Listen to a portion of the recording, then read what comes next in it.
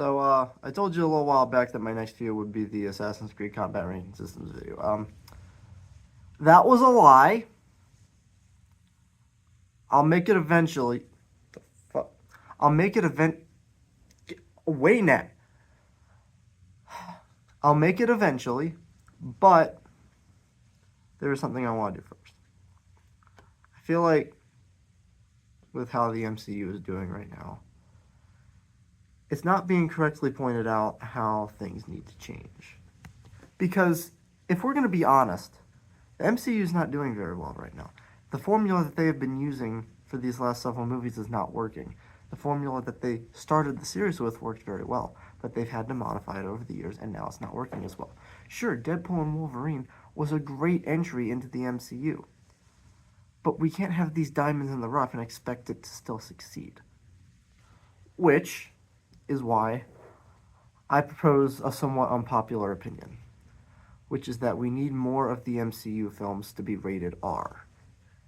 The reason for this is because it includes a whole lot of things you would not be able to include otherwise. There are strict limits that are put on a PG-13 movie. I'm not saying all superheroes movies should be rated R. There are some that definitely deserve to be rated PG-13. There's no reason why you need to make a Spider-Man movie rated R. There's no reason you even need to make The Dark Knight rated R. It's amazing as it is.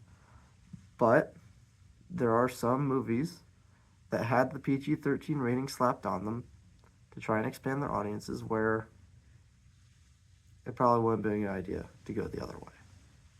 For example, the Black Widow movie probably should have been rated R. Age of Ultron probably should have been rated R. And especially Iron Man 3 should have been rated R. That's the one we're going to look at today.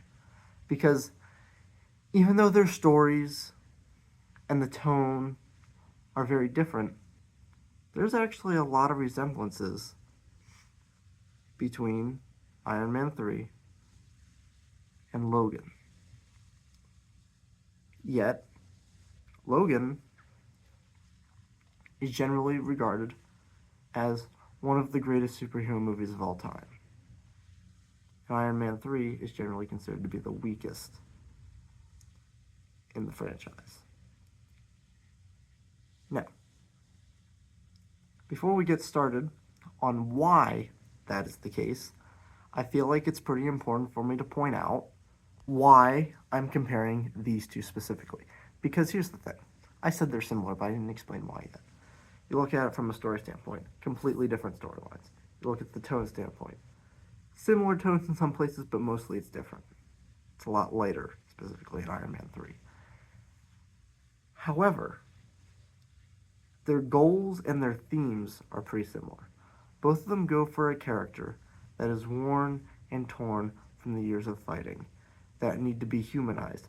They both humanize superheroes and put them in real human struggles. And they both involve characters that are getting older and don't need to be superheroes anymore. Now, as we know, Tony Stark continued to be Iron Man for like another decade after that movie came out. But the point here is that they both go for similar themes in that way. Now, why is it that Iron Man 3 is generally not regarded well, and Logan is seen as one of the best superhero movies of all time? And ultimately, it does go down the route of the fact that Logan is rated R and Iron Man 3 isn't. Let's look at some of the things that Logan does. It exploits children.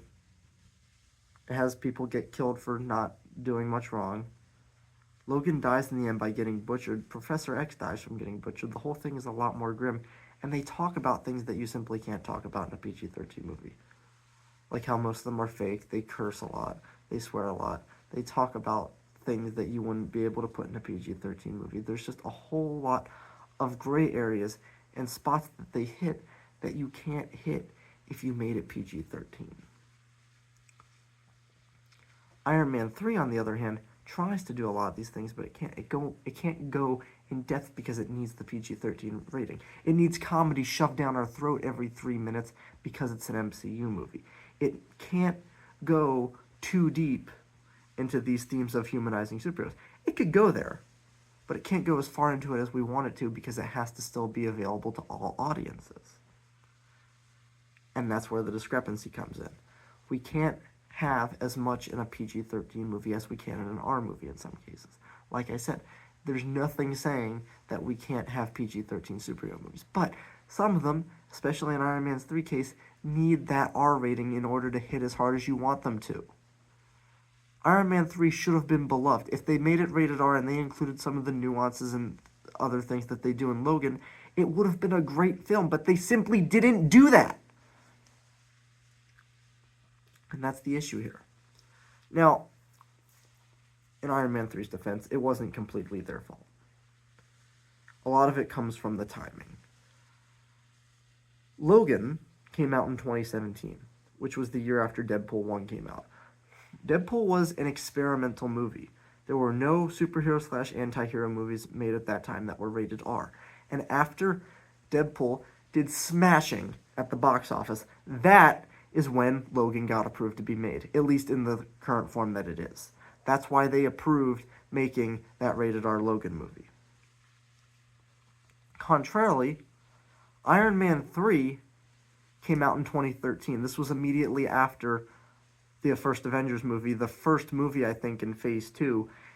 And it did well, sure, but the reason it wasn't rated R ultimately is because that hadn't been explored yet. They didn't want to test that rated R format with Iron Man, one of the most fragile and beloved characters in the MCU. They didn't want to test whether or not a rated R movie could work with that yet or not. And that's why it doesn't work. That's why it isn't rated R. It's not rated that because it's what they wanted to do. It's because that wasn't safe at the time. They didn't know how fans would receive that. The MCU was pretty much at its peak in this time, and they didn't want to fuck around with it, so to speak. They didn't want to do something that could tarnish its gravity. Making Iron Man 3 PG-13, sure, no one's going to love it, but no one's going to hate it either, and it's going to appeal to a lot more audiences. And so that's where a lot of discrepancy comes in. And, you know, there's other things, too, that contribute to it, namely the fact that, you know, tonal inconsistencies are still present. It is done a little cheesily at the end. And Iron Man 3, it was when the MCU started to go down a little bit, in my opinion. Because, like I said, it would have been great if it was rated R, but they didn't do that, and the reason is because of its time. That is the only reason. If Iron Man 3 got made today, it probably wouldn't be rated PG-13. And yet, here we are. Alright, guys. That's all I got for you today. Like I said, I'm probably going to make that Assassin's Creed combat ranking video at some point. But with school and all, I just do not have time to make videos other than shorts a whole lot right now. This is why this is the first video I've made in probably like a month.